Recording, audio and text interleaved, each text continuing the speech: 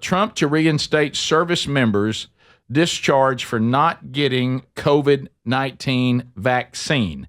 Now, that's going to track with another story today. And these are the things that worry me a little bit when I think about organizations like the Secret Service and the CIA and how they were when Trump took over. Some of the things we've seen from them, they don't seem as impressive as they once were. This one to me is almost, you talk about stating the obvious, and we have a video that goes with it involving Jon Stewart, which we loved. But the headline is the CIA came out and officially, just now, 2025, officially, now they think COVID-19 came from a lab leak. Well, I'm not in the CIA, but our investigative team had that long ago. And of course, you weren't allowed to say that. Now, the CIA is finally telling us this in 2025. Jon Stewart was stating the obvious in 2021. Yeah, he was. And he's not, a CIA agent, but here he is on Stephen Colbert's show. The disease is the same name as the lab. That's just a little too weird, don't you think? And then they ask those scientists, they're like, how did this, so wait a minute, you work at the Wuhan respiratory coronavirus lab. How did this happen? And they're like, a pangolin kissed a turtle. It has the same name as the disease. It's actually the Center for Virology.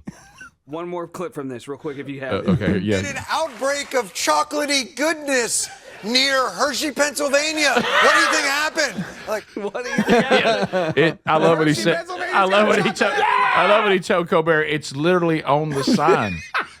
He goes on to be like, what does your business card say if you work at that lab? It says coronavirus lab in Wuhan. So, it came out of Wuhan, right where the lab was. We also knew years earlier that we had sent teams over that said, this thing not secure.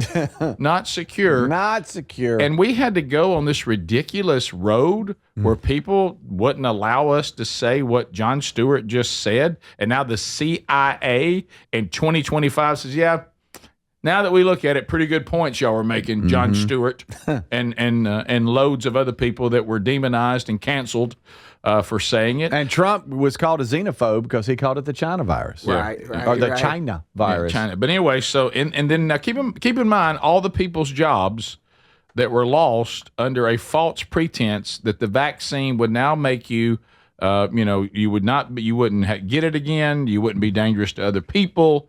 Totally wrong. You weren't allowed to say it, even if you're someone who actually had worked on the technology. You weren't allowed to say it. And now it's like everybody's, what everybody's doing now? Like that story I told y'all years ago, y'all come on out, they got us. Yeah. I mean, I think some people now are saying, I can't continue this because we're really starting to look really stupid. Yeah. And so maybe there's some of that. And a lot of people are saying the only reason this is coming out is because Trump was elected. The CIA would never be reversing their stance on this. They're saying that this isn't because of any new evidence. We've just been mulling over the same evidence, and we've now come to this conclusion. It has nothing to do with the election, has nothing to do with Trump being elected. I don't personally believe that. Speedy, you mentioned how Trump was called racist for saying that this came from China. And here's that exchange, actually, if you guys want it. Sure. Why do you keep calling this the Chinese virus? There are reports of dozens of incidents of bias against Chinese Americans in this country. Your own aide, Secretary Azar, says he does not use this term. He says ethnicity does not cause the virus. Why do you keep using this? A lot of people say it's racist. It's not racist at all. No, not at all. It comes from China. China. Yeah. Right, Greg? China. Right again. China. It came from China. Yeah. Of course it did. Oh, my goodness. But anyway, so I know there's crazy people out there, but so I'm so stupid. If you happen to be Chinese and live in America, I'm somehow going to attack you because of the China virus. That's I mean, who would crazy. do that? I mean, I know there's some idiots, look, there's some. But again, we're exaggerating when we say that was happening. I'm Well, sure. again, the state of society right now, I'm sure there are people that can't reason that out. Yeah. Because I'm telling you, you talk about people have just gotten bizarre. But anyway, the executive order now directs the Secretary of Defense to reinstate all members of the military, active and reserve, who were discharged for refusing the COVID vaccine and who have requested to be reinstated. This executive order says they must reinstate you. That's good. So there you go. With back pay. Now we get over to Colombia.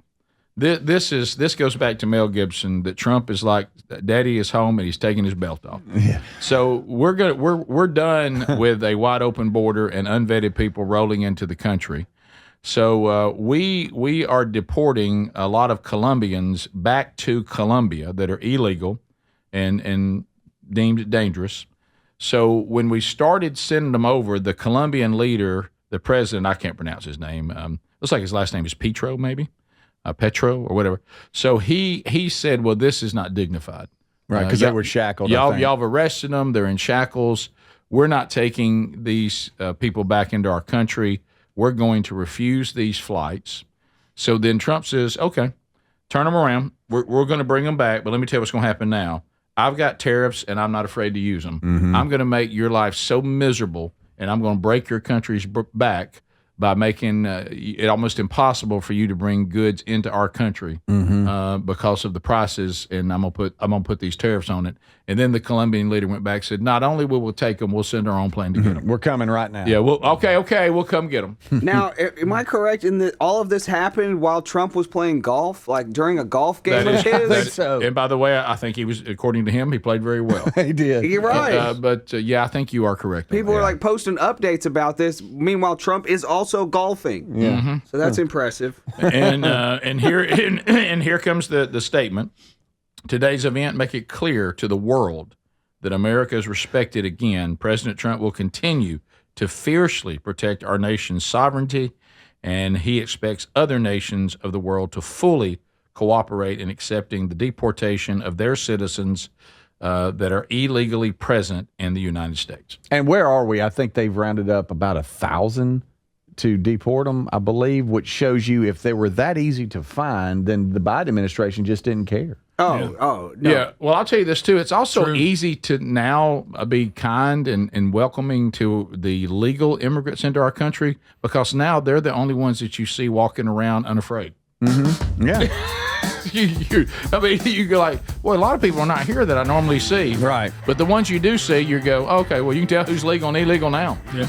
Wow. So there you go. Footage from the border looks totally different. What I'm seeing now, it's amazing how quickly things seem to be happening, Yeah. and Well, I'm happy to see it. well, frankly. you know why? Because you now see that we're not just talking, we're actually taking action, and that usually gives everybody a different attitude. This is the Rick Burgess Show.